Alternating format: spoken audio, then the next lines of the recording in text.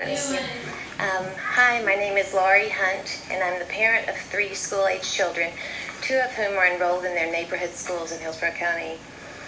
I've had the good fortune to learn from some of our country's leading disability rights advocates, from Ari Ne'eman, founder of ASAN and Presidential appointee to the National Council on Disability, Cheryl Jorgensen, a leading national consultant on inclusive education, Ven Sequenzia, Mary Hsu of the University of New Hampshire Institute on Disability, and the National Center on Inclusive Education, which is part of the SWIFT grant, a $24.5 million grant from the U.S. Department of Education, Office of Special Education Programs, and USF is also part of that.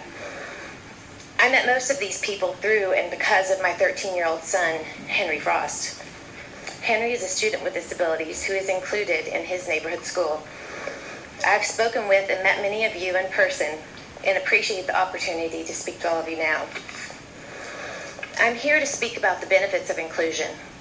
Inclusion is a right, not a privilege for a select few. I'm concerned that our district seems to be following the lead of outgoing board member Olsen.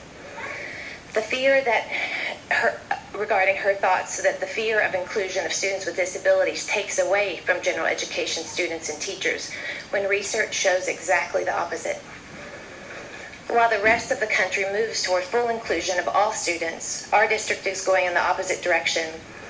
While the U.S. Department of Education and Office of Special Education fully endorses the rights of all students to be fully included in their neighborhood school, HCSD is removing children from their community and busing them away from their friends and neighbors.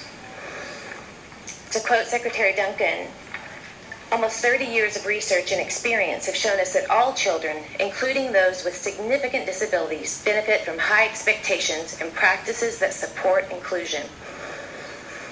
The U.S. Department of Education and the Office of Special Education Programs knows that over 30 years of research shows that inclusion benefits students with and without disabilities. They know not only is it the socially just thing to do, but research shows it improves academic outcomes for all our students. Its inclusion is educational reform. In January, after reading board member Olsen's remarks, I reached out to some national leaders on inclusive education. I was very concerned about how a school board member's ableist remarks would impact not only my son. You can imagine his reaction to these comments just 1 week after being included in his neighborhood school, but concerned about our entire district.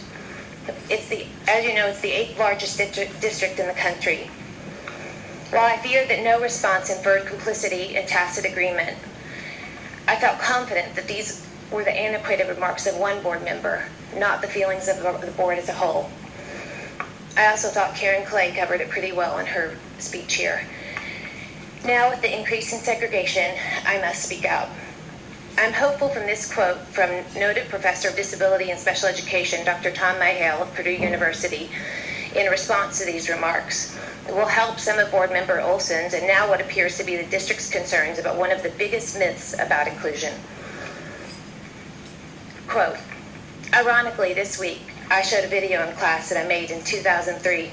Yes, 10 years ago this April.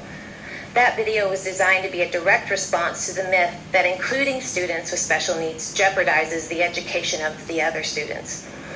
It's the most persistent myth, as evidenced by Olsen's remarks. It's the myth that characterizes inclusion as disruptive and compromising the quality of education. It's the view that inclusion is achieved at the expense of students who are not disabled. It goes something like this. These kids deserve an education, but in their own classroom so the other kids won't suffer. I told the future teachers in my class this week that it's stunning to me that in 2013 we still need to convince people of facts that were conclusively and clearly established decades ago. I referred to the San Francisco Unified School District, and yes, I mentioned Tampa, among districts that are right now at a place that other districts were at 38 years ago. We can ridicule for being them there, or, and this is where the higher ground comes in, we could be kinder than they.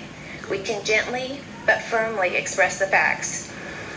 That video evidence included Patrick O'Hearn's school in Boston, Dateline NBC back when Katie Couric was still a regular reporter in 1995. It showcased how inclusive education benefited students without disabilities. And the remarkable evidence, since inclusion began, children without disabilities have shown dramatic improvement in national standardized test scores. Math scores are up 30%, reading 18%, and now families are clamoring to get their kids into Ahern. I, along with other parents and students in the district, look forward to the progress that Hillsborough County School District will make in supporting the inclusion of all our students in their neighborhood schools.